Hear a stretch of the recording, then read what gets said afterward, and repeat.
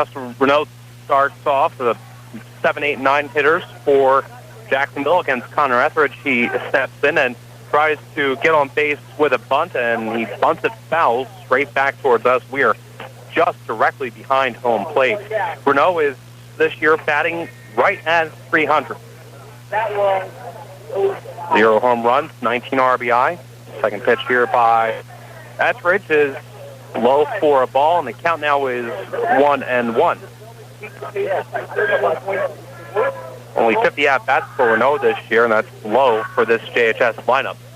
Next pitch by Connor Etheridge is in there for a ball. It's 2-1, just a bit low. Renaud has played second base. He's played right field for this JHS team. Etheridge with a pitch that is inside, straightens out Renaud, and now the count is 3-1. 9 walks for Renaud on the year. Etheridge the pitch, and this one is chopped towards the shortstop. Cole Daly will throw up towards first base, and that bounces off the glove of Heron. Can't field it cleanly. That will be an error. And Renaud is safe at first.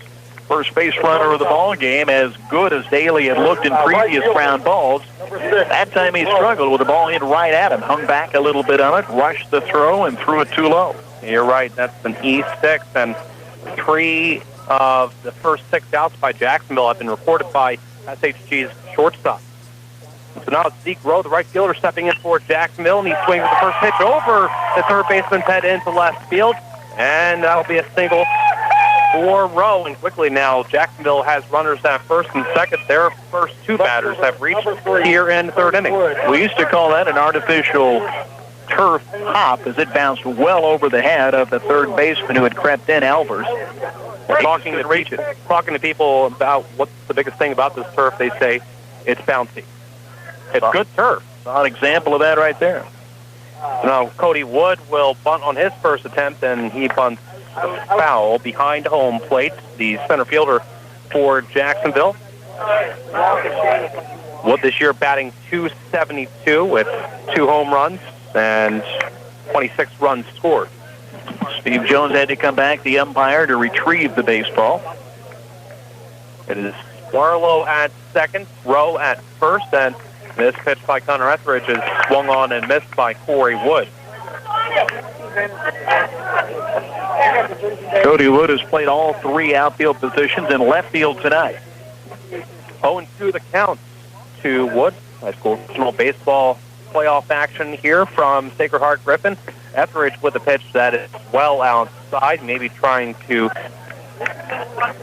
not quite a pitch out, but maybe trying to get Wood to chase there, and maybe one of the base runners napping. None of that happened. Now the count is 1-2, and Etheridge delivers, and this one is chopped right back to the pitcher, who will throw to third, and that's all they'll have. That's to Elvers, and they get Barlow at third, and the base runners, one advances. Renaud gets the second, and Wood gets the first on that fielder's choice.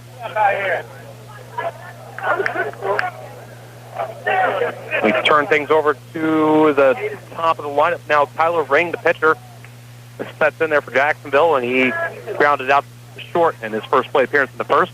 Now trying to bunt, and he bunts through a pitch, and then Trees tries to catch base runner at second for Jacksonville, napping and throws, but getting back in time was Barlow.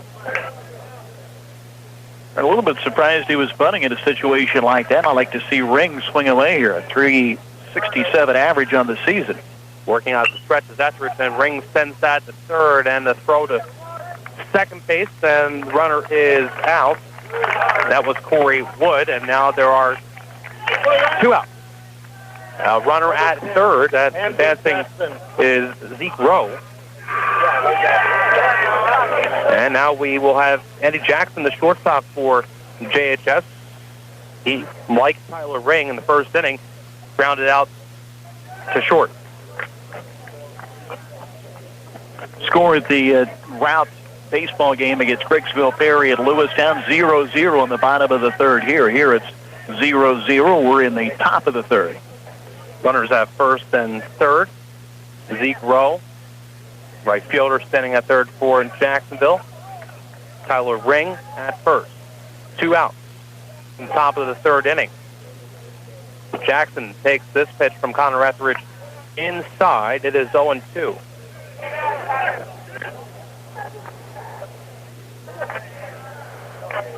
Beautiful evening here at Sacred Heart Griffin. As we mentioned, the wind just absolutely dead right now. The flag in left center is hanging and barely moving.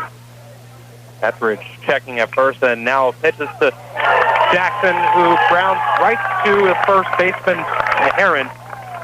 He dives to his right to stab that from heading into right field, and he gets up and steps on first base for the third out of the top of the third inning. It is 0-0 Jacksonville and Sacred Heart Griffin. The Cyclones bat in the bottom of the third when we come back. Tyler Ring ready for his third inning of work.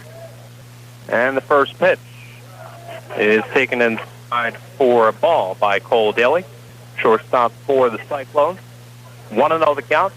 Ring working quickly here, and this next pitch is grounded to second base. Nice play by Renaud, and he gets up and throws to Barlow.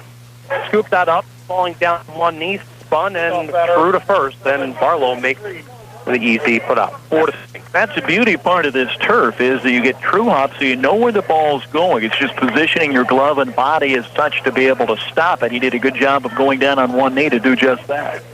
Mitch Trees now bats for Sacred Heart Griffin, turning things over to the top of the lineup. He struck out swinging in his first plate appearance, and Tyler Ring's first pitch to him is low and outside for a ball. Looks like the top of the order is going to get a whole bunch of off-speed stuff here. Ring again working quickly, and this is another off-speed pitch that starts high and inside and winds up low and outside for a ball. 1-1 the count. Ring pitches, Trees, sends one to deep left center. Moving in a little bit is Cody Wood, and he makes that catch. Number 2, Connor White. Quickly, 2 outs here in the bottom of the third inning. And now we have Connor White, the center fielder. The SHG lineup has catcher, and then all the outfielders, center fielder, left fielder, and right fielder as its top 4 batters. White flied out to center field in his first plate appearance. Ring with the pitch that's right in there for a strike. 0-1 the count. On the third inning here, it is 0-0 between Jacksonville and Sacred Heart Griffin. Next pitch is a looping breaking ball that's outside for a ball, 1-1. So score after 3 between Round and Grigfield Perry at Lewistown tonight. Game on our AM station, WBLDS. Ring with this pitch that is back off the mound and into center field for a base hit. Ring had to avoid having that hit his leg, and he did a bit of a dance. And White is at first. Number 11. It's clear that the most potent bat, the guy you got to avoid at all costs, is David Jacob. Now you've got 2 out. You have a runner at first, but you've got 2 other bases open, and I don't know as I would give him much to hit. Jacob really shut down Jacksonville the last time these two teams played, and SHG won 5-2 after Jacksonville had won the first game between the two teams. Ring throws the first, checking on the runner there, and that's White. Jacob doubled in his first plate appearance in the first inning. Lloyd Lamalino indicating to the infielders and outfielders that there are 2 outs. Ring with the pitch, and that is in there for a strike. I think maybe Jacob thought that was a little bit low. 0-1 the count. Or he may have been just simply taking that first pitch. He is a confident enough hitter, a good enough hitter, where he can take a pitch or 2 and then do some damage. Ring now with the pitcher's count and pitch out to Lamalino. It is 1-1. Runner not going. He had no intention of hitting the strike zone with that one. Ring with the 1-1 pitch now. And this one is skied to center field. Left fielder and center fielder making chase. And Dustin Woodcock, the center fielder for Jacksonville, says he's got it and makes the catch. And SHG is retired here in the bottom of the third inning. 0-0. Woodcock struck out looking his first plate appearance. Sends this one off the swing to the backstop. When we sit right here on the backstop, it's hard not to flinch, but this net they've got here looks pretty sturdy. Nothing. Got a whole bunch of give to it, though. And this one is swung and looping to the second baseman. Stefancic makes the put out. That one looked like it had some power on it, but died pretty quickly as it got to Stefancic. And Woodcock is retired for the first out here for JHS. Woodcock gets it up the middle a little bit more. That's through, even to the right of Stefancic. I think it could have gotten through. And quickly stepping in now is Floyd Lomolino, the catcher for Jacksonville. He takes the first pitch for a strike. He grounded out the second in his first plate appearance, 0-1. Connor Etheridge with the next pitch here, and that is just low for a ball, 1-1 the count. It wasn't too low. Lomolino is short of stature, and that looked to catch every bit of his speed.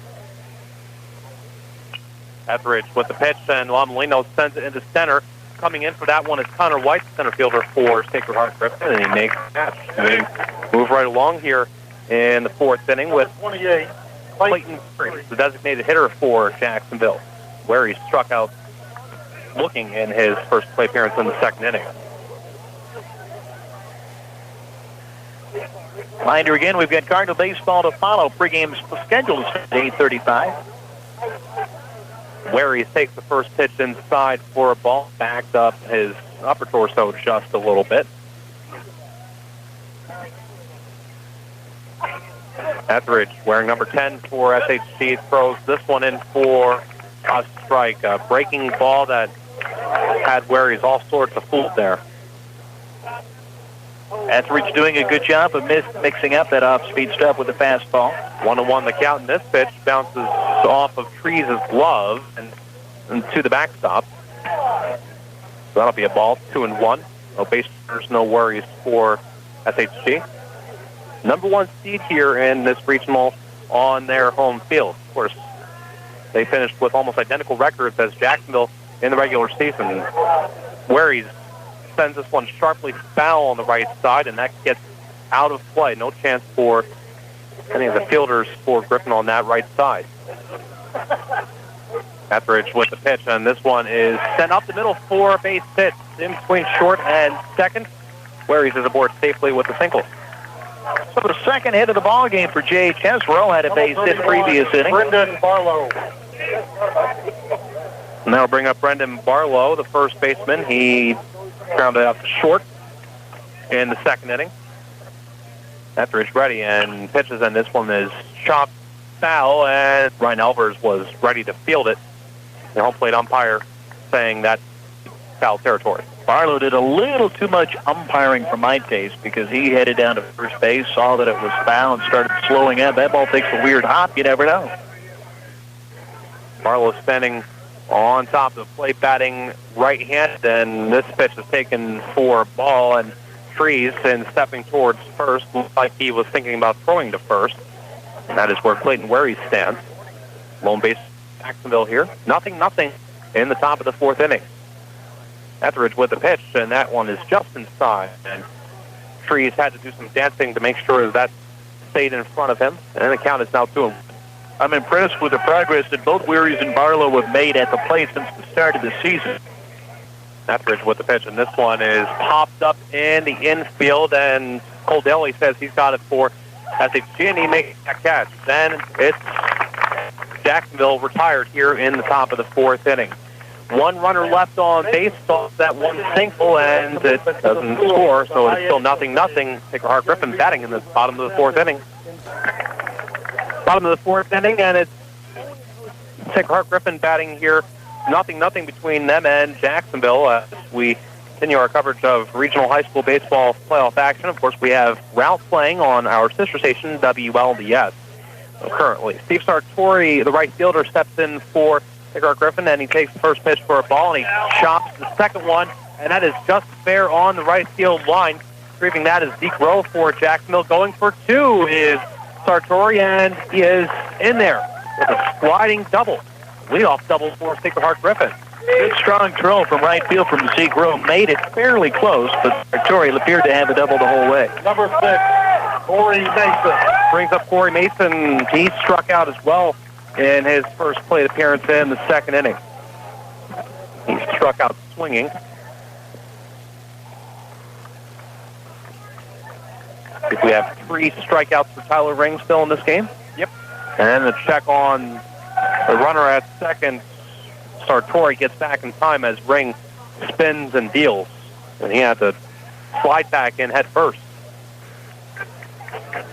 Tyler Ring now will work on his first pitch, and it's a bunt attempt by Mason. He holds off on that as the pitch is high. 1-0 the count. Look how close Barlow's playing. I mean, he's not charging. He's playing about first base depth and fast pitch softball, if you have a sense of where that is. Another bunt attempt by Mason. The pitch is wide, and so he actually has a strike. He held his bunt on that, so 1-1 the count.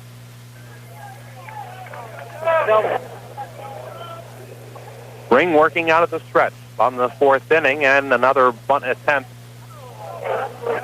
by Mason, and I believe the umpire is going to say that he did not follow through on that, held back. It was Juan Molino, the catcher for Jacksonville, appealing. Showed probably just a little bit too much emotion there, but you can understand his frustration because it did appear to me that Mason went after it. 2 consecutive bunt attempts. One was a strike, and the other, they say, Mason held back on. Ring now pitches, and it goes to the backstop, and the runner advances. That's a rare ball that gets behind La Molina. We'll call it a wild pitch because it appeared to be down in the turf. Most difficult situation that Tyler Ring has had in this game so far. Sartori reaching to third now. 3-1 the count with no outs here in the bottom of the 4th. Ring sets and delivers, and ball 4 now as Mason walks and runners at first and third with nobody out for Sacred Heart Griffin. Number 33, Nolan Aher. Now we're going to get a courtesy runner step in for Sacred Heart Griffin. And that courtesy runner, I'll tell you in just a moment or two, is Connor McGrath. Number 18. A Heron walked in his first plate appearance in the second inning.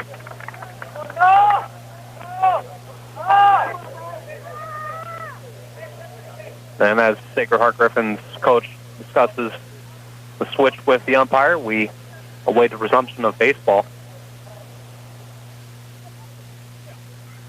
David Jacob had reached second on a double in the first inning, and I think that's the only other time that SHG has had a runner in scoring position in this game. Yeah, and Sartori becomes the second with Station at third now. Now Ring will have some serious trouble to get out of here as he deals with the next batter in the Griffin lineup, a Heron. And he takes the first pitch for a ball. 1-0 the count. Interesting to see if Sacred Heart Griffin, you would think that they would try to do something here. Mason at first, usually a stealing situation. Ring throws, and this one's sky to left center. Going back is Wood, and he makes the catch. Running is Sartori, and the throw by Wood is cut off. Sartori scores the first run of this game. It is 1-0 Sacred Heart Griffin.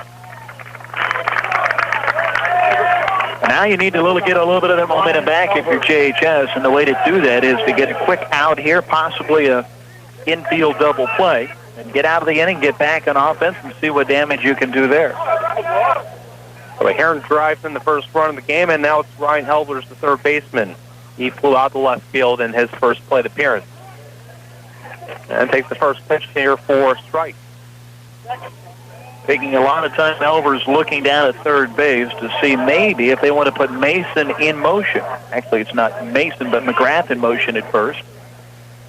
Courtesy runner for SHG. Now this pitch by Ring is taken as low for a ball.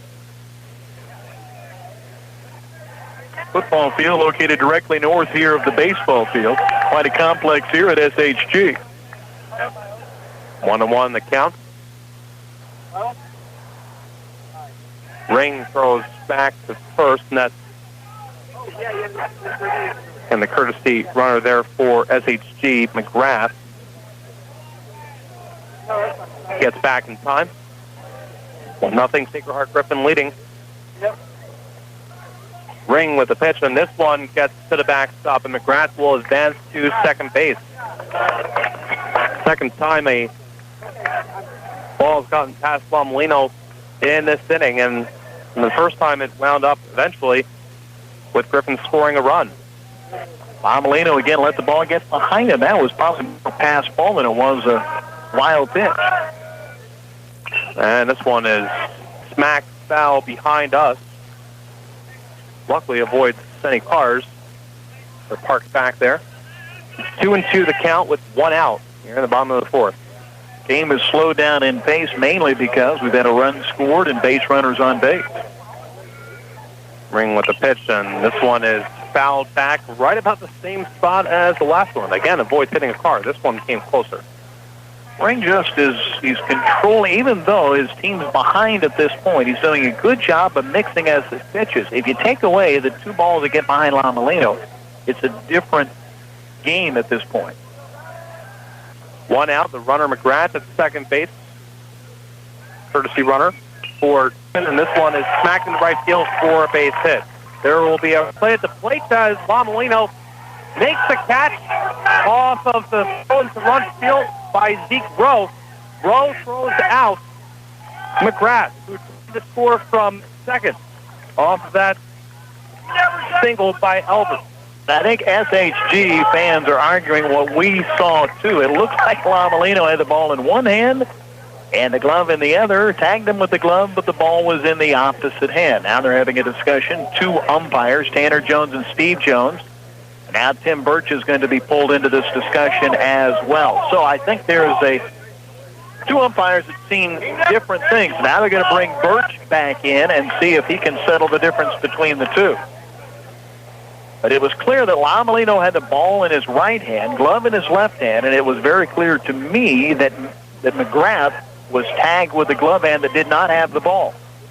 Let's not lose sight of the fact that it was a great throw by Zeke Rhodes. Now the umpire's talking with Sacred Heart Griffin's coach. Wojciechowski listens to it and says, I don't agree, but okay. What? Turns out that's the second out of the inning. What? The play will stand. Well, 4. Jacksonville benefits and keeps us a one-run game. We've seen that done at the major league level, and it's really a pretty smart play by a player because it eliminates the chance that you might lose control of the ball. Lomolino is really doing everything right there. Stefan signal on the first pitch. He sees, gets it into center field, and going back is center fielder and right fielder. Rowe got the glove on it, but couldn't make the catch, and he drops it, and it's going to be another run scoring for Griffin. So after all that, it's now 2-0 SHG. Stefancic with, are we going to call that a triple? I think we're going to call it an error. It appeared to me that Zeke Rowe was there in time, and he'll tell you that he should have made that catch. He was there, could have made the catch, did not make the catch. Now P.J. Moore is going to have a discussion with his pitcher, Tyler Ring. That ball was hit to right center. Woodcock was drifting to his left, and I think at some point Rowe said, I got it. And then he did not have it. I think it was Rowe's ball to grab. I mean, I think that was it. He was there. He was in a position to make the catch. That's why I consider that more an error than a triple. You can make arguments both ways, but in my opinion, we think that it was an error. By the way, Stefancic is at third. It is 2-0 Sacred Heart Griffin. And this is turning into a productive inning. You could make the argument that Jacksonville has had its chances to get out of this inning without allowing any runs. Yeah, I think you're right there. Jim, is a good observation. You had a couple of balls get behind the catcher. You've had an error in right field, a runner thrown out at the plate. So, yeah, I think the scenario was there for JHS to shut down SHG this inning. Cole Daly grounded out to second in his first plate appearance and making a second here, taking the first pitch low and outside for a ball. Runner at third is Stefancic. 2 outs here, bottom of the fourth inning. Ring unable to escape the damage and makes this pitch here inside, right on top of the plate, I should say, for a strike 1-1. Daly wears number 5, the shortstop. We've mentioned he's made some good plays to keep Jacksonville with 0 on its half of the score sheet this game. As he steps in with this 1-1 count, takes timeout. Time granted by home plate umpire. Molina, one of those rare catchers at the high school level that does not use those, I don't know what they call them, knee savers, those little props they have on the back of the calf. And this pitch is swung on by Daly and Sky, shortstop. Jackson makes the catch for Jacksonville. 2 runs scored by SHG here in the bottom of the 4th inning. It is 2-0.